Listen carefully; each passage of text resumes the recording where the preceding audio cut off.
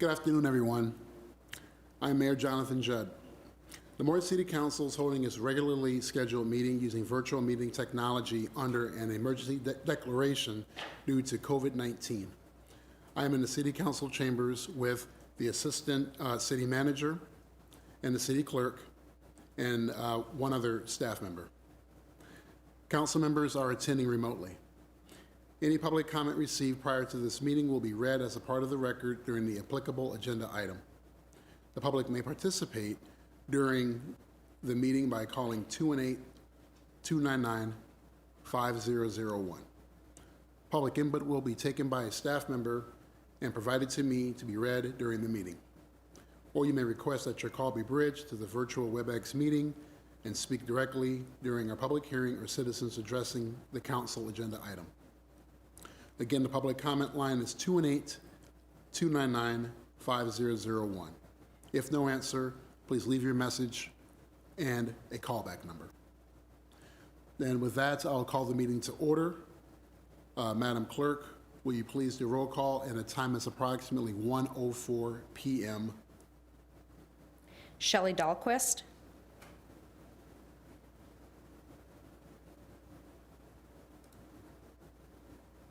Sarah Watson Curry.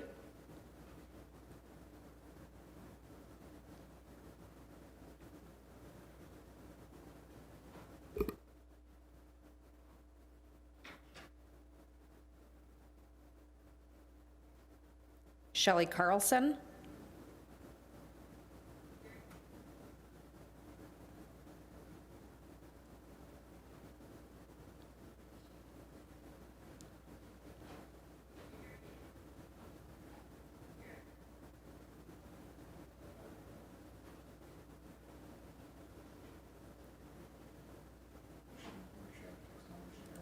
I could hear you.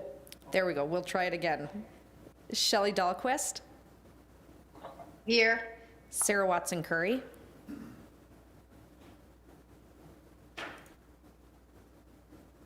Shelley Carlson. Here. Heidi Durand.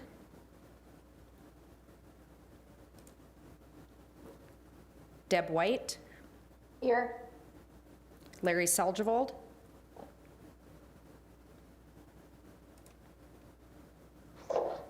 Chuck Hendrickson. Here. Steve Lindos. Here. And we'll try these other ones again. Sarah Watson Curry. Heidi Durand. Larry Seljevold.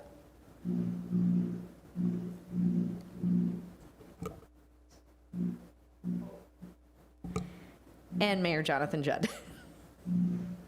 Here. Folks, please bear with us. Still getting this down regarding our virtual technology. We do have a couple of our council members. As you can see, we're still trying to work through our virtual technology. Thank you. My mic was not on. There are a couple of council members who are trying to call in. We are having some glitches with those folks, so they may be present, just unavailable to be in on the bridge right now. So if we can please rise and recite the Pledge of Allegiance. Pledge allegiance to the flag of the United States of America and to the republic for which it stands, one nation under God, indivisible, with liberty and justice for all. Thank you, everyone. We'll move to item number 3, excuse me, on the agenda, which is a COVID-19 update. And I do believe that will be coming from City Attorney John Shockley. And this is regarding adoption of preamble, purpose, and intent for emergency ordinance number 2020-02, and also item number B, which is the first reading and enactment of emergency ordinance number 2020-02. City Attorney Shockley.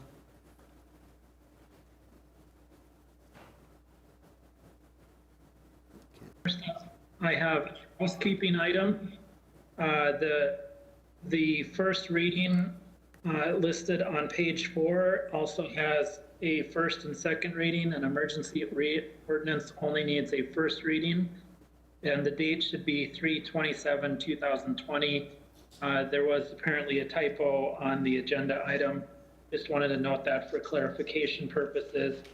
The purpose of the ordinance is as follows.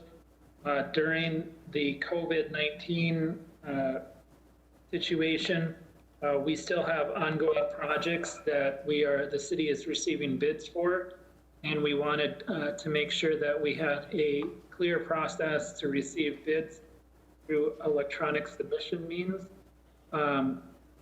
We have tried to make every effort to preserve the integrity of the bid process system where possible. This will permit the city engineer's office to receive and open bids electronically. And once the COVID situation is over and larger groups are permitted to meet, then we would revert to the standard process for receiving bids. I can certainly answer any questions, but this is a housekeeping ordinance so that we can conduct the city's business during the COVID-19 situation. Okay, thank you, City Attorney Shockley. And also, if I may, a note for the record, I do believe that Councilmember Durand is available, and also Councilmember Watson Curry are also available as well. So just so you Mr. can, Mayor, Feldgold's on board. thank you, Councilmember Seljevold, thank you, and thank you all for being patient and resilient to work your way onto the conference line. With that, I see Councilmember Lindos, you have a hand raised. You have a question or anything to add? Yeah, so I had a question for City Attorney. Thank you, Mayor Judd.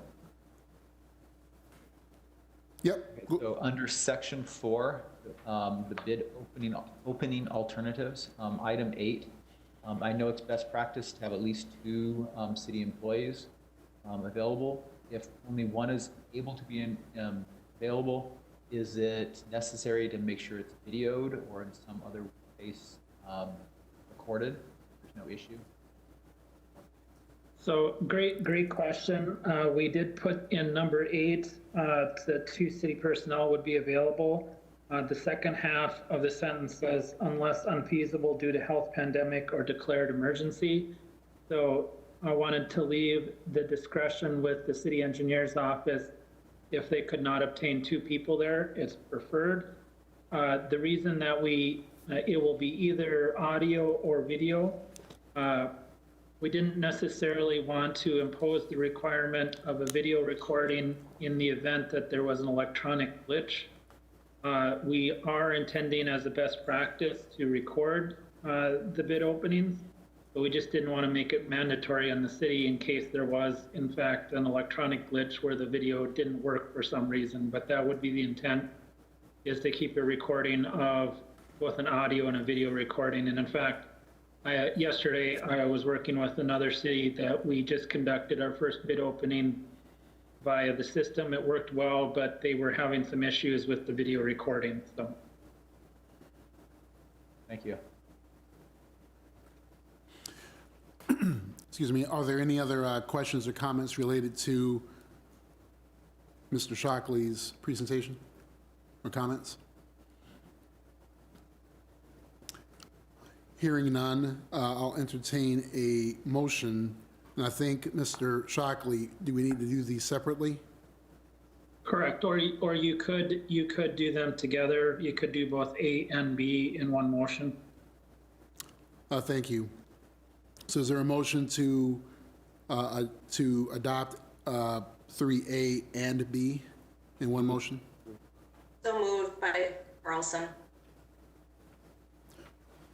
Second by Councilmember Lindos. Did you get that, Madam Clerk? Any further discussion? Madam City Clerk, if you can proceed with the roll call vote. Shelley Dahlquist, Yes. Sarah Watson Curry, Shelley Carlson, Yes. Heidi Durand, Yes. Deb White, Yes. Larry Seljevold, Yes. Chuck Hendrickson, Yes. Steve Lindass. Yes. Motion carries. Thank you all. Mr. City Attorney Shockley, while I have you on here, just briefly, can I ask you a question unrelated to the motion, more or less Sure. a procedural question? Is it okay in future hearings, I know that other entities may be doing this, but I want to make sure it's appropriate. Is it just as clean to do a vote rather than doing by roll call if a person remains silent and asking if anyone has a nay vote? Is there a possibility to do that rather than engaging in a roll call vote individually? So great question. The protocol that we put in place with the last emergency ordinance prescribes for the process that you would have roll call votes on everything.